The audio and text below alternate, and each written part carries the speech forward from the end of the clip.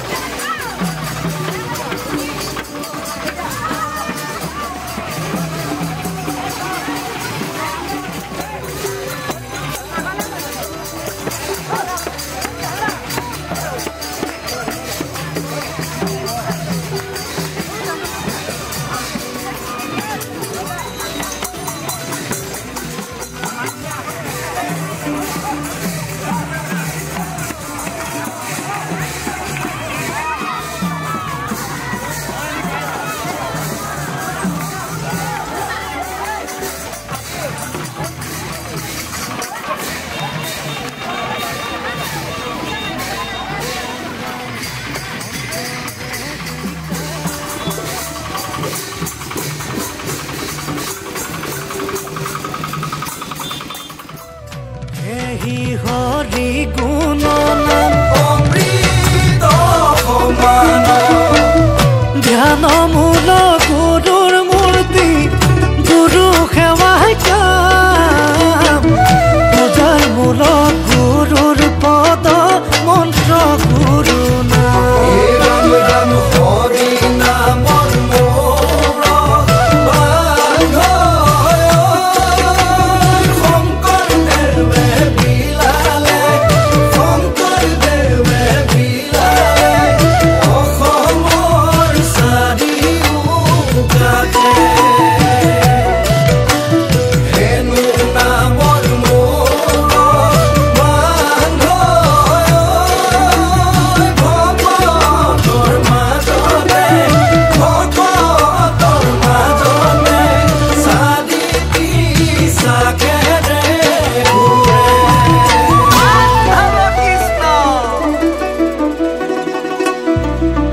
ৰাম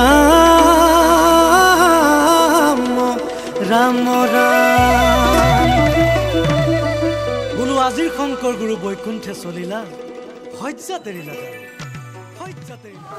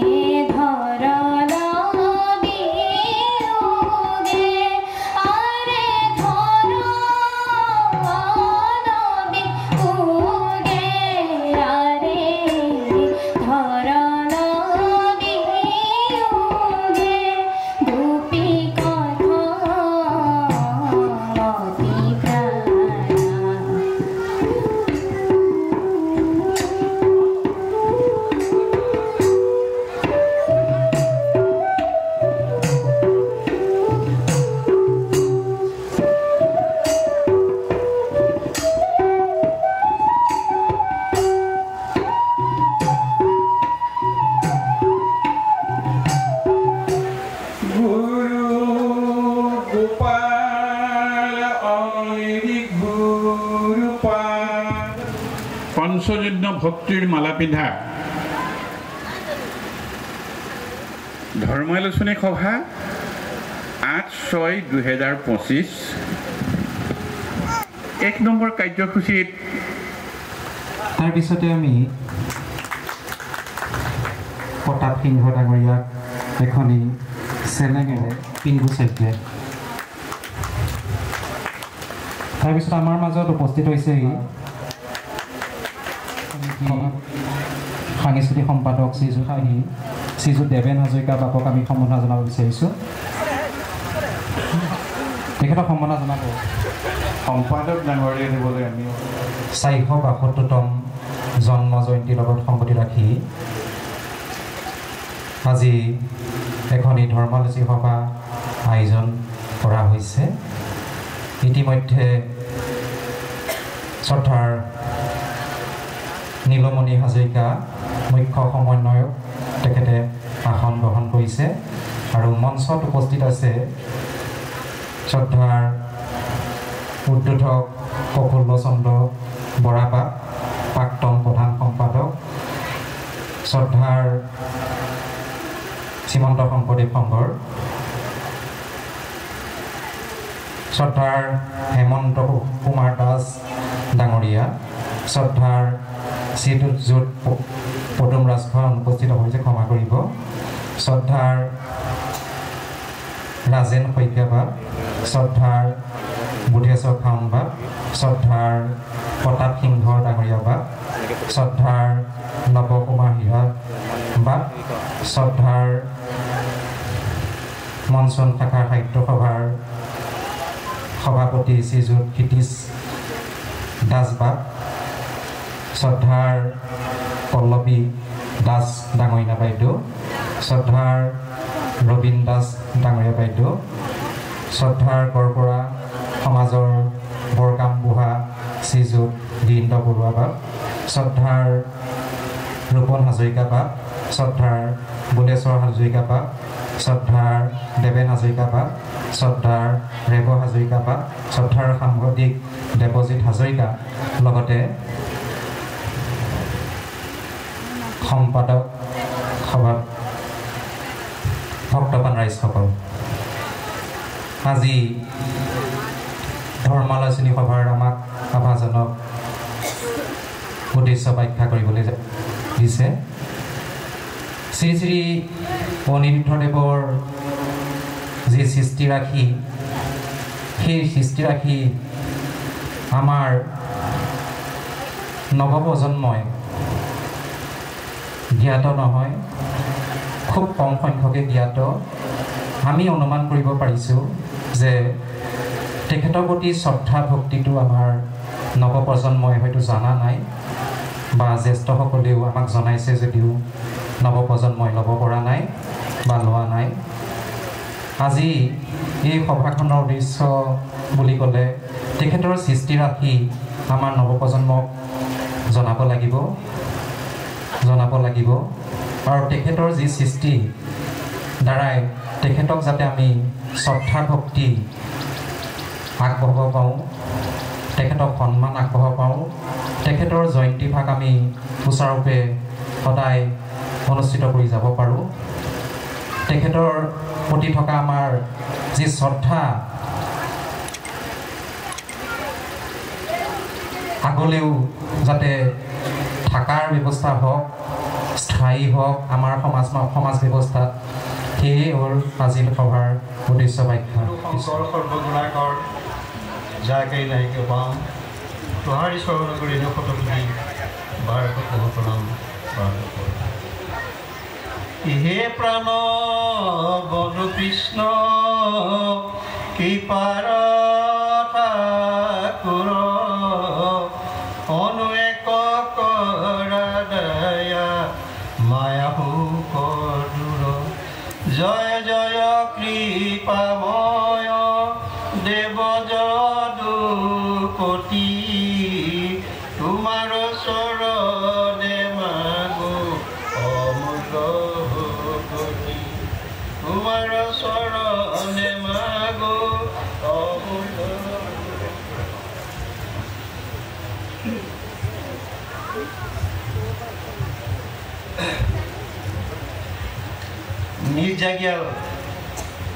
জাগিয়াল পেট পঢ়া মায়া সমাজৰ উদ্যোগত এই দুদিনীয়া যি বৰ্ণিল কাৰ্যসূচী, সেই কাৰ্যসূচীৰ আজি দ্বিতীয় দিনা এখন ধৰ্মালোচনী সভা। এই ধৰ্মালোচনী সভাৰ সভাপতি আসন অৰ্থাৎ সঞ্চালকৰ আসন অলম্বিত কৰি থকা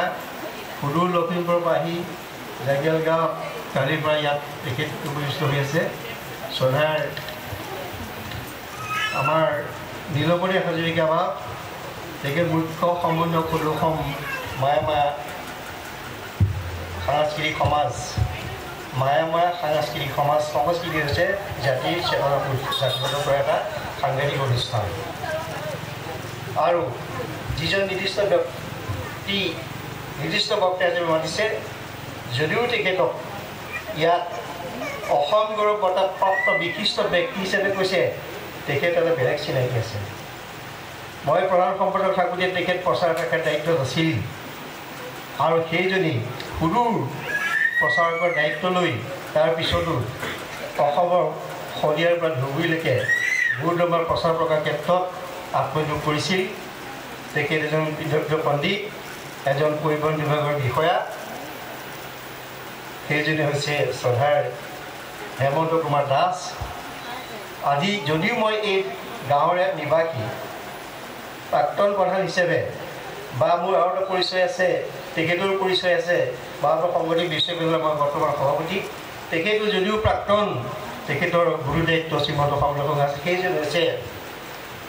হেমন্ত কুমাৰ দাস মই আজি সঁচাকৈ গৌৰৱান্বিত হৈছোঁ সেইহেন ব্যক্তিজনক আজি জাগিয়াল গাঁৱৰ এই উদীয়মান যুৱক যুৱতীসকলে নিমন্ত্ৰণ কৰি আনি তেখেতৰ যিখিনি গুৰু গম্ভীৰ গাম্ভীৰ্যপূৰ্ণ যিখিনি বক্তৃতা উদ্বুদ্ধ যি ভাষণ আমি সকলো ফুৰিবলৈ সুবিধা পাম আৰু সুবিধা দিয়াটো আমাৰ নৈতিক দায়িত্ব গতিকে সময় কৰি লক্ষ্য কৰি যিহেতু উদ্বোধকৰ ভাষণ 20 মিনিট মই সেইখিনি ভিতৰতে আপুনি তেখেতৰ বক্তব্য শুনিবৰ কাৰণে মই মুকলি আহ্বান জনাইছোঁ আমন্ত্ৰিত অতিথি হিচাপে পদুম ৰাজখোৱা ইতিমধ্যে আমাৰ মাজত অহা নাই সময় কৰি লক্ষ্য কৰি ইতিমধ্যে আদৰণি কমিটিৰ যিসকল সদাশৰ ব্যক্তিসকলক নিমন্ত্ৰণ কৰি আনি এই মঞ্চত আদৰণি জনাইছে সকলোৰে প্ৰতি আন্তৰিক শ্ৰদ্ধা ভক্তি নিবেদন আগবঢ়ায় আৰু এই মায়ামাৰ যি সমাজ এই সমাজে উদ্যোগত এই যিখিনি সমিতিৰ নেতৃত্বত আজি এই একান্ত ভকতভাৱে নিগুণ কৃষ্ণগণ গাঁও সদা বসীয়া যথাৰ্থ বকিন্দক পৰি যুগুৰি হৃদয় থাকাহাৰী সাক্ষাতে তথাৰ্থ এটা মাৰুপুৰুষৰে ভাগি কিন্তু আমি দেখিছোঁ কি বৰ্তমান আধ্যাত্মিক চিন্তাৰ মাজত আবদ্ধ নথকা যিবিলাক মানুহ সেই মানুহবিলাকে সমাজত মানে বেলেগ ধৰণৰ অশান্তিৰ কাম কিছুমান কৰি আছে ধৰ্ষণ লুণ্ঠন অপহৰণ কিবা কিবি গতিকে এই কথাবিলাক আমি নাইকিয়া কৰিবলৈ গ'লে আধ্যাত্মিক চিন্তা মনত থাকিব লাগিব আধ্যাত্মিক চিন্তা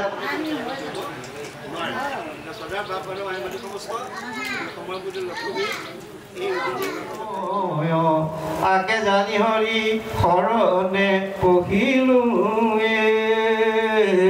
আমাক তোমাৰ তেজিতে উচিত নহয় ৰাম আমাক তোমাৰ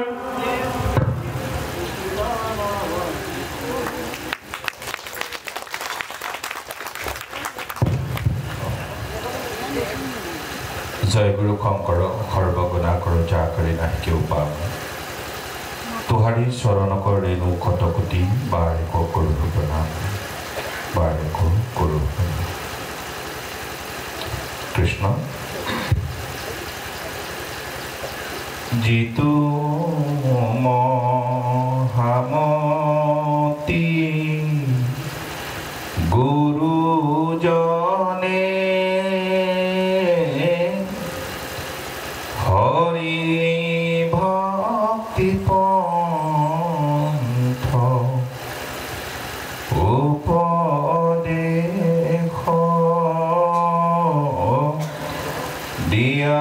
দুসময় সংসাৰ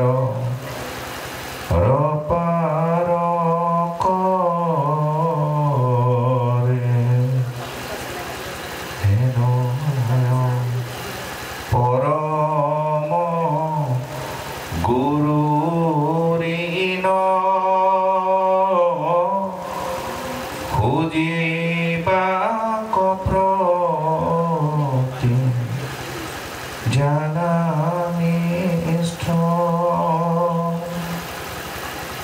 অন্যত উপায় নাহি জড়িত পৰে অন্যত উপায় নাহি জড়িত পৰে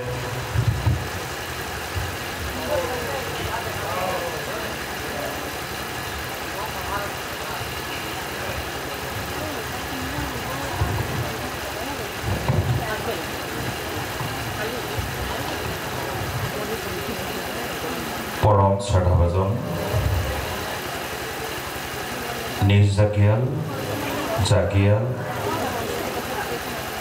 পেট পঢ়া মায়াময় সমাজৰ উদ্যোগত আয়োজিত মহাপুৰুষ শ্ৰী শ্ৰী অনিৰুদ্ধদেৱৰ 572 সংখ্যক জন্ম জয়ন্তী উদযাপন সমিতিৰ দ্বাৰা আয়োজিত আজিৰ দ্বিতীয় দিনা কাৰ্যসূচীৰ ধৰ্মালোচনী সভাৰ সভাপতি আসন অলংকৃত কৰা সেৱাভাজন সঞ্চালক প্ৰভুজনা মূৰতি শ্ৰদ্ধাৰ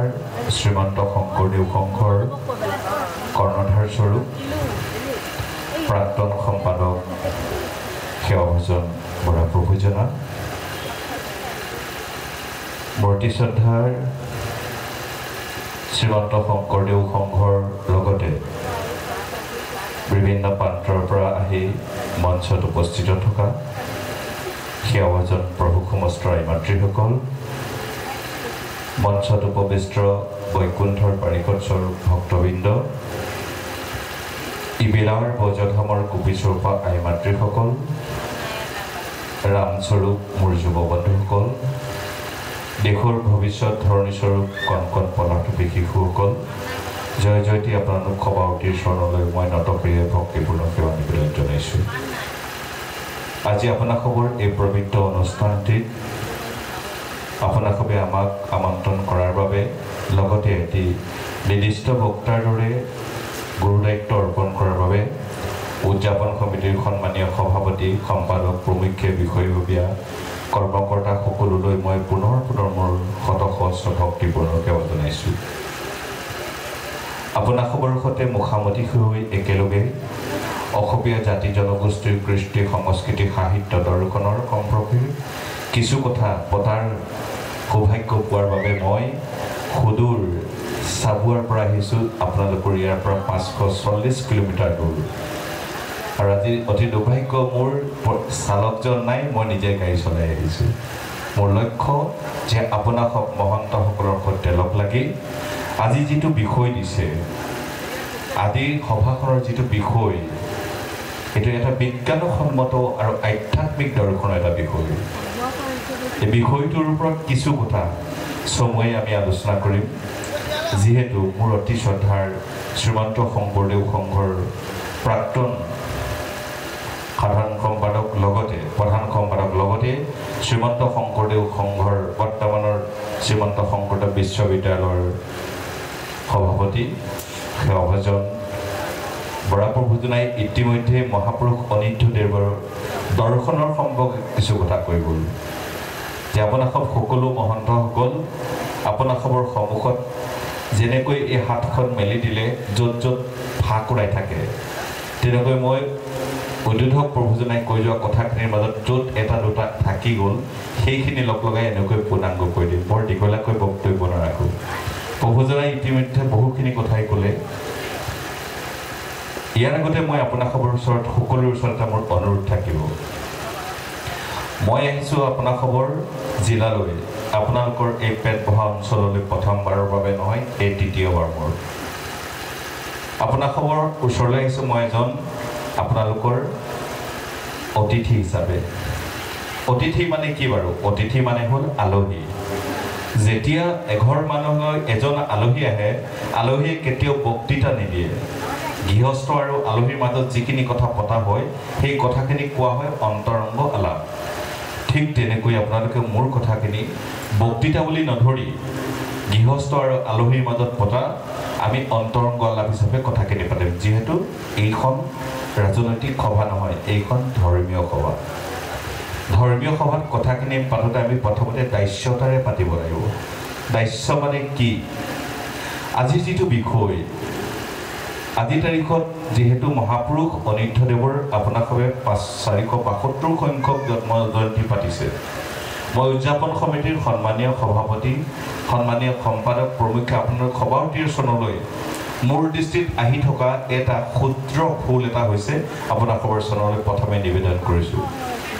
যেহেতু আপোনালোকে শ্ৰী শ্ৰী অনিৰুদ্ধদেৱ লিখাৰ আগতেই মহাপুৰুষ শব্দটো আপোনালোকে লিখিব লাগিছিল এইটো আপোনালোকৰ প্ৰথম ভুল হৈছে মোৰ দৃষ্টিৰ পৰা কাৰণ মহাপুৰুষ অনিৰুদ্ধদেৱ হ'ব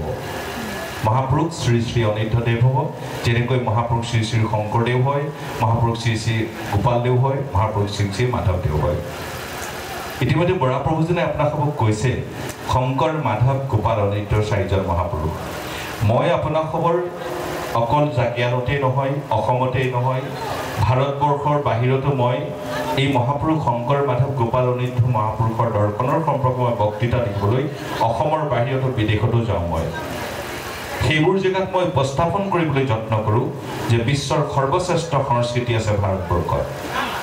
নিশ্চয় আপোনালোকে অধ্যয়ন কৰিছে যদি নাই কৰা মই উঠি অহা নতুন প্ৰজন্মৰ যুৱ বন্ধুসকললৈ মোৰ অনুৰোধ জনাম যে আপোনালোকে অধ্যয়ন কৰিবলৈ যত্ন কৰিব মই সিদিনা এখন কিতাপত পঢ়িলোঁ এগৰাকী গ্ৰীক দাৰ্শনিক পণ্ডিতে লিখিছে the world best culture is the Indian culture পৃথিৱীৰ সৰ্বশ্ৰেষ্ঠ যিটো সংস্কৃতি হ'ল ভাৰতীয় সংস্কৃতি এমং দেম তাৰ ভিতৰত সৰ্বশ্ৰেষ্ঠ সংস্কৃতি হৈছে যে আছামিজ কালচাৰ ভাৰতৰ সংস্কৃতিৰ ভিতৰতো অসমীয়া সংস্কৃতি কিয় কৈছে তেওঁ কৈছে শংকৰ মাধৱ গোপাল অনিৰুদ্ধ চাৰিজন মহাপুৰুষ অসম মুলুকত আৱিৰ্ভাৱ হৈছে জন্ম নহয় প্ৰভুসকল মহাপুৰুষসকলৰ জন্ম নহয় ভুল আপোনালোকে যদি ভাবি থৈছে জন্ম বুলি ডিলিট কৰি দিয়ক ব্ৰেইনৰ পৰা মহাপুৰুষসকলৰ আৱিৰ্ভাৱ হয় কিয় আৱিৰ্ভাৱ হয় গীতাৰ এটা শ্লোকত কৈছে মহাপুৰুষ অনিৰুদ্ধদেৱে তেখেতৰ ভক্তি মংগল গুহাকাষ্টত লিখিছে গৰ্ভবাস নৰকত আছো দুখ খাই চৰণে শৰণে মোক লোৱাম কলাই কিবা দুখ কৰি আছো নপৰিছে মনত সৰ্বদুখ কৰি আছো তোমাৰ চৰণত অৰ্থাৎ অনিৰুদ্ধ মহাপুৰুষে আমাৰ সকলোকে মনত পেলাই দিছে হে মানুহসকল তোমালোকে যেতিয়াই মাতৃৰ গৰ্ভত আছিলা তেতিয়া ভগৱানক তোমালোকে প্ৰাৰ্থনা কৰিছিলা যে হে প্ৰভু মাৰ গৰ্ভত থাকি আমি বহু কষ্ট পাইছোঁ গতিকে মোক তুমি মুক্তি দিয়া তেতিয়া ভগৱানে কৈছিল যে তোমালোকে মোৰ নাম ল'বা ল'ম তেতিয়া কৈছিল তথাস্ত আমাক মাতৃৰ গৰ্ভৰ পৰা তেওঁ জন্ম দিয়াই দিছিল ভূমিষ্ঠ হৈ গৈছিল কিন্তু আমি সকলোৱে মাতৃৰ গৰ্ভতেই সকলোৱে আমি প্ৰতিজ্ঞা কৰি আহিছোঁ যে আমি ঈশ্বৰৰ নাম ল'ম কিন্তু যেতিয়া আমি পৃথিৱীলৈ আহি গ'লোঁ মায়াত পৰি সকলো পাহৰি গ'লোঁ তাৰপিছত আমি ঈশ্বৰৰ নাম ল'বলৈ পাহৰি গ'লোঁ সেইকাৰণে আমি সকলো মানুহেই আপোনালোকে সভাত থকা আজি ইয়াত সকলোৱেই মাতৃৰ গৰ্ভতে শপত খাই আহিছে যে আমি ঈশ্বৰৰ নাম ল'ম কিন্তু পৃথিৱীলৈ অহাৰ পাছত আমি সকলোৱে পাহৰি যাওঁ সেইকাৰণেই মহাপুৰুষসকল আৱিৰ্ভাৱ হয় কি কাৰণে আমাক মনত পেলাই দিবলৈ যেনেকৈ অনিৰুদ্ধ মহাপুৰুষে মনত পেলাই দিছে গৰ্ভবাস নৰকত আছো দুখ খাই চৰণে শৰণে মোক লোৱা মোকলাই কিবা দুখ কৰি আছে নপৰিছে মনত সৰ্বদুখ কৰি আছো তোমাৰ চৰণত যে কি নহওক প্ৰভুসকল ইতিমধ্যে আমাৰ বৰাপ্ৰভুৱে অনিৰুদ্ধ মহাপুৰুষৰ দৰ্শনৰ সম্পৰ্কে ক'ল মই আজি মূল বিষয়টোৰ ওপৰত ক'বলৈ যাম কিছু কথা চমুকৈ তাৰ আগতে সঞ্চালক প্ৰভুজনে এষাৰ কথা আপোনালোকৰ আগত ক'লে যে আমি কৈ আছোঁ শুনি আছোঁ শংকৰদেৱ মাধৱদেৱৰ শাস্ত্ৰখন অনিৰুদ্ধদেৱে চুৰ কৰি আনিলে মিছা কথা প্ৰভুসকল ক'তো নাই লিখা মই হিন্দু শাস্ত্ৰৰ ঋক যজু অথপ সাম 400 বেদৰ নাম শিক্ষা কল্প জ্যোতিষ মীমাংসা ন্যায় নীতি দণ্ড ব্যাকৰণ গৌণ্ড স্মৃতি নিযুক্ত গান্ধৱ ধনুবদ বা কাব্য এই 14 শাস্ত্ৰ বুলি কহে খালত হ'ব এইখন 14খন শাস্ত্ৰ আৰু বৃহৎ নাৰদী পুৰাণৰ পৰা ব্ৰহ্মভূমিষ্য পুৰাণলৈকে 17খন পুৰাণ আৰু শ্ৰীমদ ভাগৱতৰ সৈতে 18খন পুৰাণ মই অধ্যয়ন কৰিছোঁ কতো পোৱা নাই যে অনিৰুদ্ধদেৱে শংকৰদেৱৰ শাস্ত্ৰ চুৰ কৰি নিছে বুলি কতো পোৱা নাই প্ৰভুসকল আপোনালোকে যদি শুনিছে আজিৰ পৰা ব্ৰেইনৰ পৰা ডিলিট কৰি দিয়ক মিছা কথা এইটো ডক্টৰ বীৰেন্দ্ৰ কুমাৰ গোহাঁই লিখিছে এষাৰ কথা নাই পঢ়া পঢ়িব যে মহাপুৰুষ শংকৰদেৱৰ শাস্ত্ৰখন নৰনাৰায়ণ চেলাৰ ৰাজ্যলৈ যাওঁতে যিখন শাস্ত্ৰ ৰচনা কৰিছিলে সেইখনৰ নাম আছিলে গুণমালা শাস্ত্ৰ গুণমালা মানে কি যেতিয়া তেওঁ শংকৰদেৱে যেতিয়া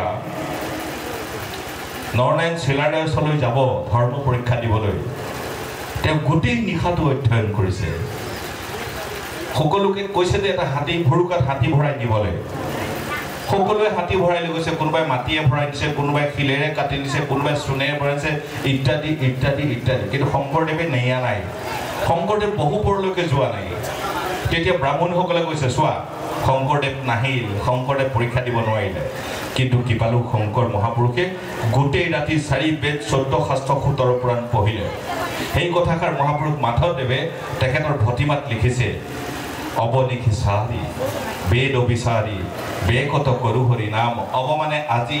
নিশি মানে নিশাটো সারি মানে কটাই দিলে অবনিখি সারি আজি গোটেই নিশাটো কটাই দিলে বেদ অবিচারি সারি বেদ 14 শাস্ত্ৰ 18 পুৰাণ লিখি দিলে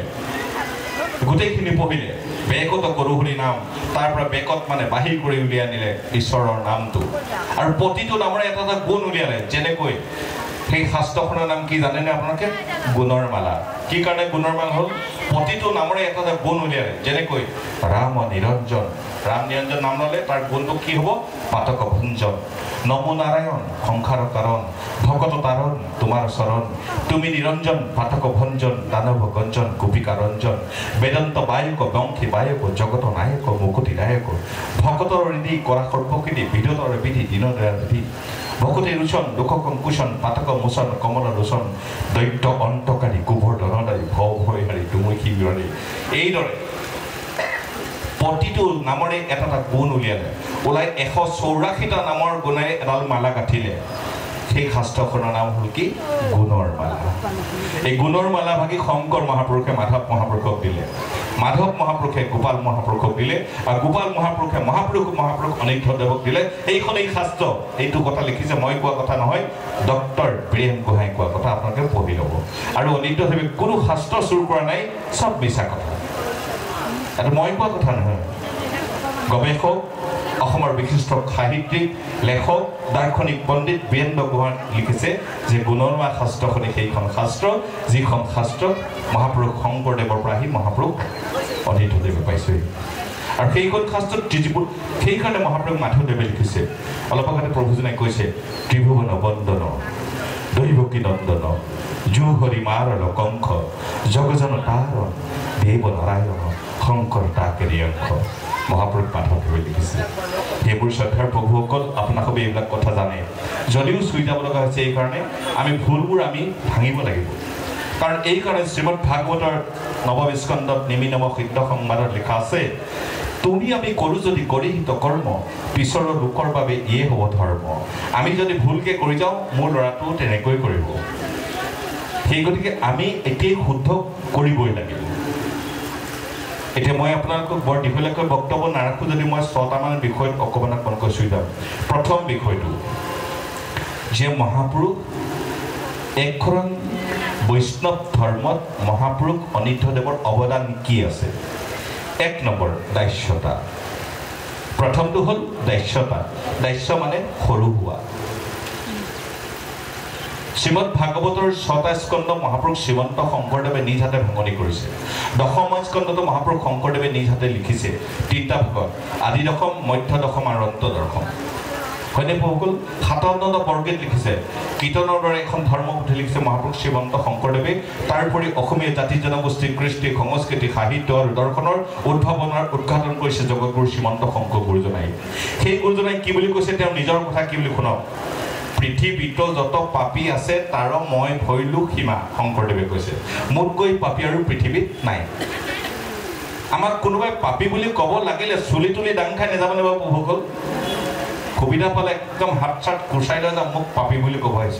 কিন্তু শংকৰদেৱে কৈছে পৃথিৱীৰ শেষ মূৰ্খজন মই মোতকৈ মূৰ্খ কোনো নাই বুলি শংকৰদেৱে কৈছে পৃথিৱীত যত পাপী আছে তাৰ মই ভৈলু সীমা শংকৰদেৱে কৈছে আমি পাৰিমনে প্ৰভুসকল আমাক কোনোবাই যদি পাপী বুলি কোৱাৰ লগে লগে কেনেকুৱা চিটুৱেশ্যন হওঁ কিন্তু শংকৰদেৱে শিকাইছে ইমান বিদগ্ধ এজন পণ্ডিত কবি সাহিত্যিক লেখক গৱেষক নাট্যকাৰ গীতিকাৰ ইত্যাদি ইত্যাদি ইত্যাদি শংকৰদেৱৰ মানে উপাধি শেষেই নহয় তেনেকুৱা এজন ব্যক্তিয়ে কৈছে পৃথিৱীত যত পাপী আছে তাৰ মই ভৈলু সীমা মোতকৈ পাপী আৰু পৃথিৱীত কোনো নাই তেখেতৰ প্ৰপন্ন শিষ্য মাধৱদেৱে তেখেতৰ গুহাশাস্ত্ৰত লিখিছে মোৰ সম পাপী লোক নাহিকে ত্ৰিলোক মোতকৈ পাপী বোলে 3টা লোকতে নাই মহাপুৰুষ মাধৱদেৱে লিখিছে মোৰ সম পাপী লোক নাহিকে ত্ৰিলোক তুমি সম নাই পাব সেই বহু মোতকৈ পাপী বোলে 3টা লোক নাই যিজন মহাপুৰুষ মাধৱদেৱে নাম গুহাশাস্ত্ৰ লিখিছে ভক্তি ৰত্নাৱলী লিখিছে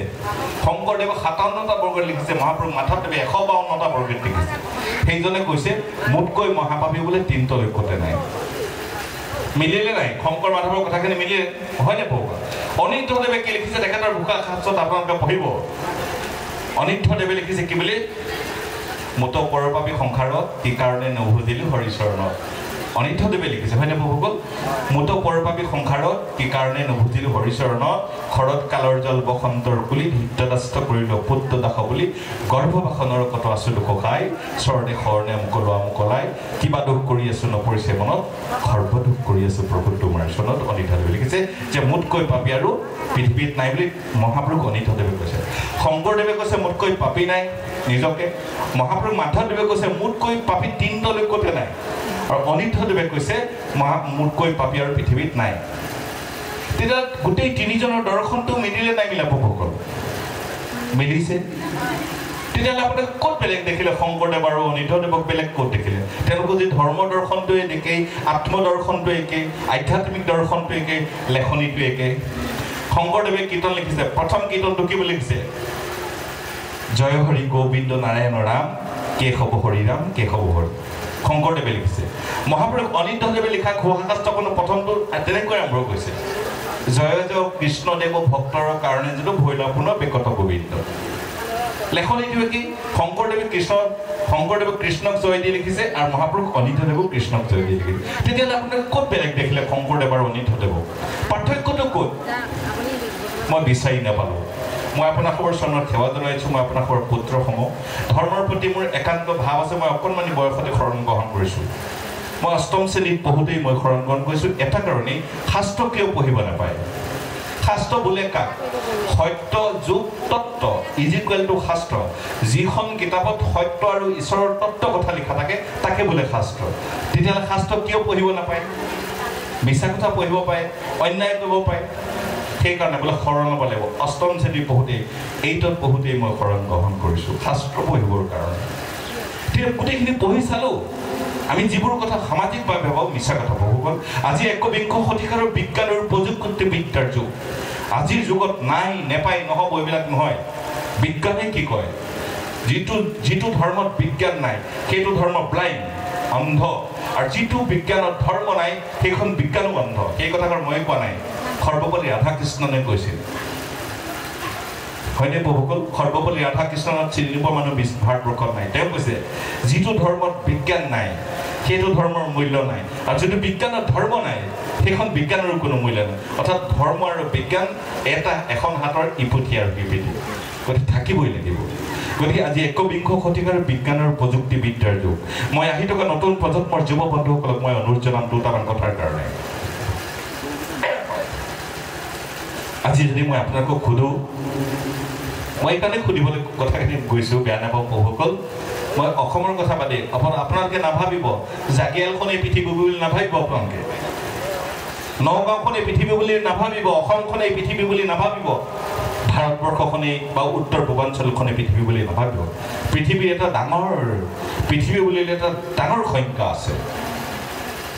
ভাৰতবৰ্ষৰ নিচিনা 268খন দেশ লগ লাগি পৃথিৱী হৈছে মই এটা ইংৰাজী আৰ্টিকলত পঢ়িছিলোঁ there are 268 country all over the world just like for the India ভাৰতবৰ্ষৰ নিচিনা 268খন দেশ লগ লাগে পৃথিৱী আছে পৃথিৱী কুমেৰুৰ পৰা সুমেৰুলৈ অৰ্থাৎ সূৰ্য উঠা দেশৰ পৰা সূৰ্য পৰা দেশলৈকে 268খন দেশ আছে ভাৰতৰ নিচিনা তাৰ ভিতৰত 2খন মাত্ৰ আমাৰ সনাতন ধৰ্মৰ দেশ আছে 2খন এখন হ'ল ভাৰত এখন হ'ল নেপাল বাকীবোৰ চব ইছলাম আৰু খ্ৰীষ্টান ক্ৰান্তি এতিয়া আহিলে মাজতে চুই যাওঁ এক খৰণ বিষয়টো আছিলে এক খৰণ প্ৰথমতে বোলে শৰণ বোলে কাক প্ৰথমতে আপোনালোকে জানি লওক শৰণ কাক বোলে শৰণ শব্দৰ আবিধানিক অৰ্থ হৈছে আশ্ৰয় শৰণ মানে হ'ল আশ্ৰয় লোৱা যেনেকৈ মই এইফালে ৰাতি গৈ থাকোঁতে পেট বহালে গৈ থাকোঁতে হঠাৎ মোৰ এইখিনিতে ৰাতি মোৰ গাড়ীখন পামচাৰ হৈ গ'ল চিনাকি মানুহ কোনো নাই কোন আছে ইয়াত বোলে জয়ন্ত আছে জয়ন্তক ফোন কৰিলোঁ বোলে জয়ন্ত বোলে তোমাৰ ঘৰ কোনখিনি ছাৰ বোলে ঘৰ এইখিনিতে মই ৰাতিটো তোমাৰ ঘৰতে থাকিম মোৰ গাড়ীখনৰ চকাটো বেয়া হ'ব ছাৰ থাকি যাওক সেই ৰাতিটো মই জয়ন্তৰ ঘৰত থাকি গ'লোঁ সেই ৰাতিটো জয়ন্তৰ ঘৰত মই আশ্ৰয় পালোঁ সেইটো কোৱা হয় আশ্ৰয় এটা খুব সুস্থ পষ্ট শকত মানে এটা ক্ষীণ মানৱ দাই এখন লৈ খেদি আহিছে ওচৰতে শকত মানুহ এজন পালে প্ৰভু বোলে মোক ৰক্ষা কৰক ইজনক কাটিবই ঠিক আছে তুমি চিন্তা নকৰি মোৰ ফালে আহা মই ৰক্ষা কৰিম সেইটো এটা হ'ল আশ্ৰয় একেবাৰে খুব ডাঙৰ গাঁৱত ৰ'দ দি আছে, এজোপা গছৰ তলত অকণমান ছাঁ পৰিছে, অকণমান সময় ৰখি গ'লোঁ, সেইটো হ'ল আশ্ৰয়। সেইটো আশ্ৰয় কি কয় জানেনে প্ৰভুসকল? এই পঞ্চভৌতিক দেহাটো বিপদৰ সময়ত লোৱা যিটো আশ্ৰয়, সেইটো হ'ল আমাৰ বাহ্যিক আশ্ৰয়। কিন্তু মোৰ আধ্যাত্মিক আশ্ৰয় হৈছে কাল যে মোৰ শৰীৰৰ মাজত যিটো আত্মা সোমাই আছে, আত্মাটোৰ যেতিয়া সংকট আহিব তেতিয়া ক'ত আশ্ৰয় ল'ম? পৰমাত্মাৰ ওচৰত। আত্মাক আশ্ৰয় কেৱল পৰমাত্মাই দিব পাৰিব। আত্মা আৰু পৰমাত্মাৰ যদি চিনাকি নাথাকে তেতিয়াহ'লে কেতিয়াও আত্মাৰ দুৰ্যোগৰ সময়ত পৰমাত্মাই কেতিয়াও আশ্ৰয় নিদিয়ে। গতিকে আত্মা আৰু পৰমাত্মাৰ যিটো চিনাকি পৰ্ব, তাকে বুলি কোৱা হয় শৰণ। মই নাজানো আপোনালোকক সত্ৰাধিকাৰ প্ৰভুসকলে কেনেকৈ শৰণ প্ৰদান কৰিছে, মই নাজানো। আত্মা পৰমাত্মাৰ যদি পৰিচয় ঘটাই দিব পৰা নাই, আত্মা পৰিচয় পৰমাত্মাৰ লগত যদি সম্বন্ধ ঘটোৱা নাই, তেতিয়াহ'লে শৰণ কাৰ্য কেনেকৈ সম্পাদনা হৈছে মই বুজি নাপাওঁ। আত্মা আৰু পৰমাত্মা কাক বোলে? তাৰ এটা উদাহৰণ মই আপোনালোকৰ আগত বক্তব্য ৰাখি আছোঁ, কথা পাতি আছোঁ, ডক্টৰ হেমন্ত কুমাৰ দাস। এইমাত্ৰ যদি মোৰ শৰীৰৰ পৰা আত্মাটো ওলাই গুচি যায়, তেতিয়াহ'লে ডক্টৰ হেমন্ত কুমাৰ দাস হৈ নাথাকিব, মোৰ নামটো বেলেগ এটালৈ পৰিণত হ'ব। কি হ'ব? শৰ হৈ যাব। মোৰ শৰীৰত আত্মা অৰ্থাৎ ভগৱন্তৰ আত্মাৰ ৰাম আহি গোটেই শৰীৰটো ৰমণ কৰি আছে, সেইকাৰণে মই হেমন্ত হৈ আছোঁ। যে এই লগে লগে আত্মাই যেতিয়া মোক ত্যাগ কৰিব, মোৰ শৰীৰটো ৰমণ কৰা কাৰ্য বন্ধ হৈ যাব। আপোনালোকে সকলোৱে নিজৰ হাতত এনেকৈ চুই চাওকচোন, টিক টিক টিক টিককৈ মাৰি আছে। ইয়াত হাত দি চাওক, আপোনালোকে ঠপ ঠপ কৰি আছে। বুকুত হাত দি চাওক, ঠপ ঠপ কৰি আছে। হয়নে প্ৰভুসকল? সঁচা কথা। আচলতে টিক টিক টাক টাক ভক ভক থাক থাক একো নহয়, চব মিছা কথা। শৰীৰত ৰামৰ আত্মাটো সোমাই ৰমণ কৰি আছে, গতিকে প্ৰতিটো অংগই ৰাম ৰাম ৰাম ৰাম কৰি আছে। আমি অভকতীয়া মানুহ যে, সেইকাৰণে টিক টিক টাক টাক শুনি আছো, ঠক ঠক থাক থাক। যদি ভক্তিভাৱে শুনিব, সেই শব্দটো ৰাম শুনিব। ৰামে যেতিয়া ৰমণ কাৰ্যটো বন্ধ কৰি দিব, তেতিয়া কি হ'ব? ৰাম শব্দটো উল্টাই চাওক বাৰু, কি হ'ব প্ৰভুসকল? ৰতাকে ৰাম আছিলে, ৰাম উল্টাই চাওকচোন, শব্দটো কি হ'ব? মৰা হৈ যাব। অৰ্থাৎ আত্মাটো যেতিয়া মোৰ পৰা প্ৰত্যাগমন কৰিব, মোৰ শৰীৰটো মৰা শৰলৈ পৰিণত হ'ব। সেইটোৱে হ'ল আত্মা। আত্মাৰ যেতিয়া সংকট আহিব, যিজনৰ ওচৰত আশ্ৰয় ল'ব, সেইটো হৈছে শৰণ পৰমাত্মা। আত্মা আৰু পৰমাত্মাৰ চিনাকি যিটো পৰ্ব, তাকে বুলি কোৱা হয় শৰণ। এতিয়া এই শৰণটো প্ৰথম ক'ত আছিল? আপোনালোকে নিশ্চয় গীতা শাস্ত্ৰ পঢ়িছে, যদি নাই পঢ়া যদি আপোনালোকে শুনিছে। গীতা শাস্ত্ৰত 3টা ভাগ আছে: জ্ঞান যুগ, কৰ্মযুগ আৰু ভক্তি যুগ। আৰু প্ৰতিটো ভাগকেই 6টা খণ্ডত ভাগ কৰি দিছে। গীতাত 18টা খণ্ড হৈছে। জ্ঞান যুগ, কৰ্মযুগ, ভক্তি যুগ, 3টা যুগৰ 18টা খণ্ড আছে। এই 18টা খণ্ডৰ শেষত একেবাৰে আছে শৰণ বিৰচন। নহয়নে বহুসকল? শৰণ বিৰচন। এই শৰণটো ক'ৰ পৰা আহিছে জানেনে বহুসকল? পৃথিৱীৰ পোন প্ৰথম এক শৰণটো কোনে কাক ক'ত দিছিলে আমি জনা দৰকাৰ, যিহেতু আমি সনাতন ধৰ্মৰ মানুহ। পৃথিৱীৰ প্ৰথম এক শৰণটো ক'ত হৈছিলে? আজিৰ পৰা প্ৰায় 5500 বছৰ আগতে, আজিৰ পৰা প্ৰায় 5500 বছৰ আগতে, ইংৰাজীত ক'বলৈ গ'লে 5500 years ago, 5500 বছৰ আগতে পৃথিৱীৰ প্ৰথম এক শৰণটো দিছিলে কুৰুক্ষেত্ৰ সমৰৰ মাজত অনন্ত পুৰুষ ভগৱন্তই তৃতীয় পাণ্ডৱ অৰ্জুনক দিয়া হৈছিল। এটা শ্লোকত দিছিলে সৰ্বধৰ্ম পৰিত্যাজ্যম, সৰ্বধৰ্ম পৰিত্যাজ্যম। সেই কুন্তেও তুমি সকলো ধৰ্মই ত্যাগ কৰা। শৰণেই মাম একম, মই পৃথিৱীৰ ঈশ্বৰ, মই অনন্ত পুৰুষ, মোতেই তুমি শৰণ গ্ৰহণ কৰা। সেই কথাষাৰকে কৃপালু মহাপুৰুষ শংকৰদেৱে আনি তেওঁ 16 ভাষাৰে আমি বুজিব পৰাকৈ, আমি সংস্কৃতত বুজি নাপাম বুলি তেওঁ অসমীয়া ভাষাত সুন্দৰভাৱে লিখিছে। প্ৰতিটো শব্দই আমি বুজি পোৱাকৈ লিখিছে। এই সৰ্বধৰ্ম এৰি এক শৰণ খাই খাত সুদৃঢ় বিশ্বাসে সখী লৈও কোৱামাত নকৰিবা ভয় হেৰা কৰো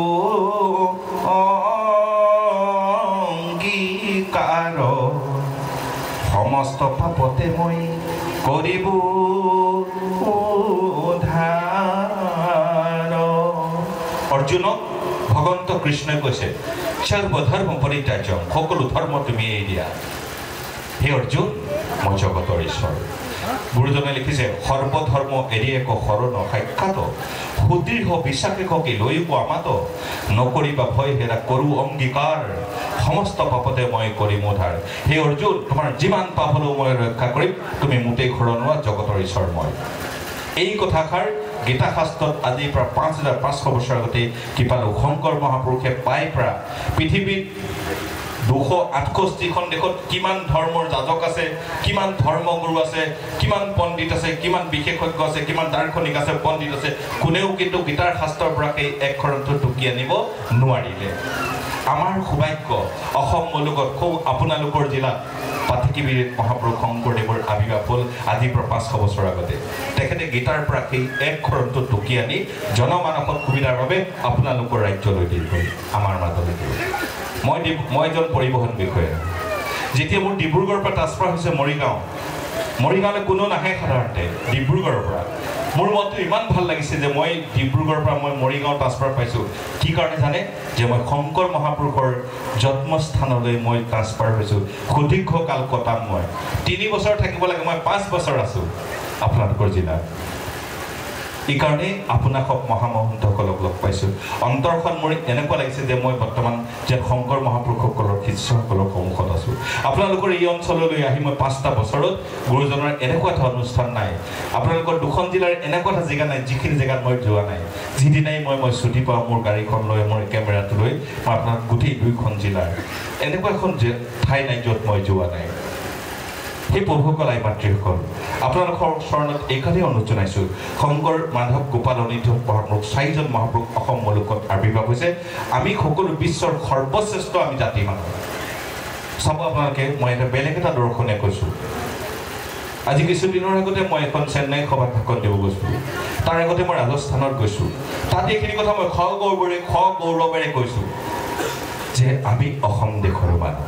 আমি শংকৰ মাধৱ গোপাল অনিৰুদ্ধ দেশৰ সংস্কৃতিয়ে ডাঙৰ হোৱাৰ মানুহ আমাৰ গাৰ প্ৰতিটো অংগ পতংগই শংকৰ মাধৱ গোপাল অনিৰুদ্ধ 4জন মহাপুৰুষৰ দৰ্শন আছে তাৰে এটা মই সৰু আপোনাক উদাহৰণ দিছোঁ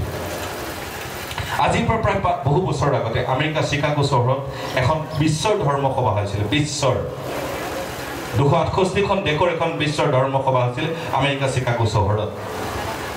এই কাহিনীটো মই এই কাৰণেই কৈছোঁ মোৰ উঠি অহা নতুন প্ৰজন্মৰ যুৱ বন্ধুসকল আৰু বান্ধৱীসকলক আপোনালোকক মনত পেলাই দিব খুজিছোঁ যে আপোনালোকে এইখিনি কাম কৰিব লাগিব সেইখন ধৰ্মীয় সভালৈ বিশ্বৰ সকলো ধৰ্মৰ মানুহ গৈছে প্ৰতিনিধি হিচাপে ভাৰতৰ পৰা এজন 19 বছৰীয়া যুৱক গৈছে তেওঁৰ নাম হ'ল স্বামী বিবেকানন্দ এটা দিশবোৰ যদি আমি হৃদয়ংগম কৰিব নোৱাৰোঁ আমি এনেই পঢ়ি থকা হ'ব আচলতে আমি আজিকালি বিভিন্ন অঞ্চলত আজি প্ৰায় 5 বছৰমানৰ ভিতৰত ভাগৱত পাঠ অনুষ্ঠানবিলাক কিন্তু বৰ সঘনাই হৈছে অলপতে আমাৰ উদ্যোগতো এভাগী ভাগৱত পাঠ অনুষ্ঠান কৰিছিলোঁ তাত আউনীআটী সত্ৰৰ পীতাম্বৰদেৱ গোস্বামীক আমি আমন্ত্ৰণ কৰি সেই ভাগৱত পাঠত ব্যাখ্যাকাৰক হিচাপে তেখেতক দায়িত্বভাৰ দিছিলোঁ আৰু সেই অনুপাতে অনুষ্ঠানটো হৈছিল কিন্তু আমি বাকীবোৰতো অনুমান কৰোঁ কিন্তু আমি নিজেই পাতিও দেখিছোঁ এই মানুহগৰাকীক চাবৰ কাৰণেহে মানুহবিলাক আহিল ভাষণটো দিয়াৰ পিছত ৰখাতলিত মানুহ নাই আৰু সেই ভাগৱত শ্ৰৱণ কৰি তেখেতলোকে ঘৰলৈ গৈ কি কৰিব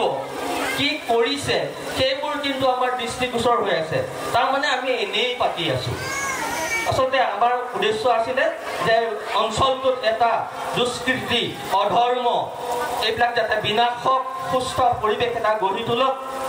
তাৰ বাবে আমি অঞ্চলটোৰ শান্তিৰ কাৰণে সেই অনুষ্ঠানবিলাক কৰোঁ যদিও তাৰ পৰা আমি কিন্তু ফলৱতী হ'ব পৰা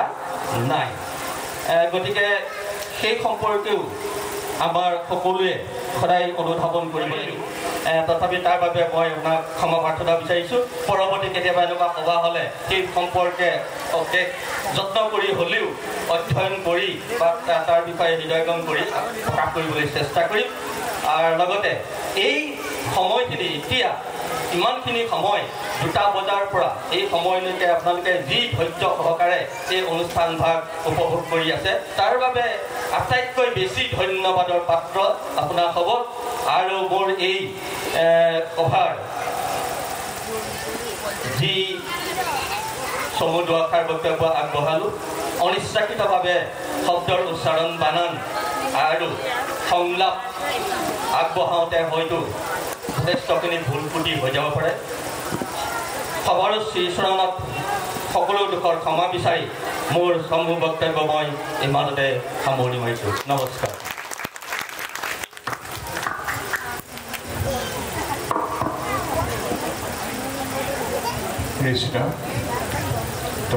শ্ৰীযুত আনন্দ হাজৰিকা বাপক এখনি চেলেঙেৰে ভোজনালয় দাতা শ্ৰীযুত তোৰণ দাতা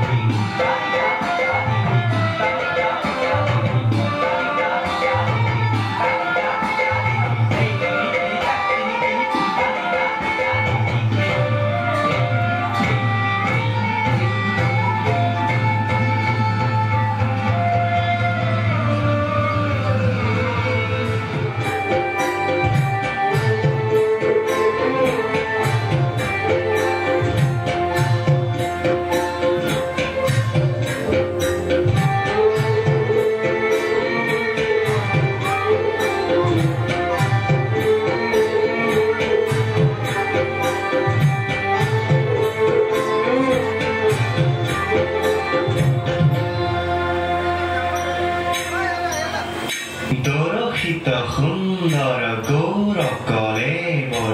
জৈচন সুৰ পৰকা সকল সভাসদ ৰঞ্জন জাকি দৰ্শনে পাপ বিনা দৰক্ষিত সুন্দৰ গৌৰ কলে জৈচন সুৰ পৰকা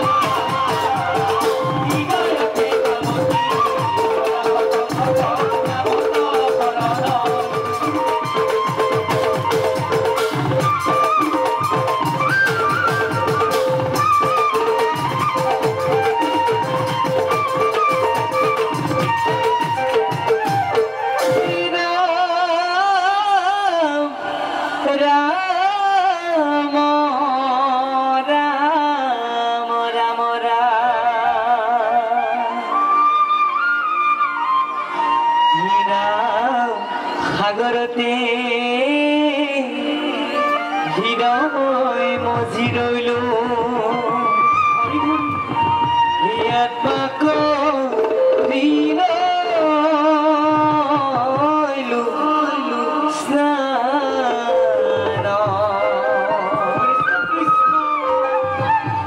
ভাগৱ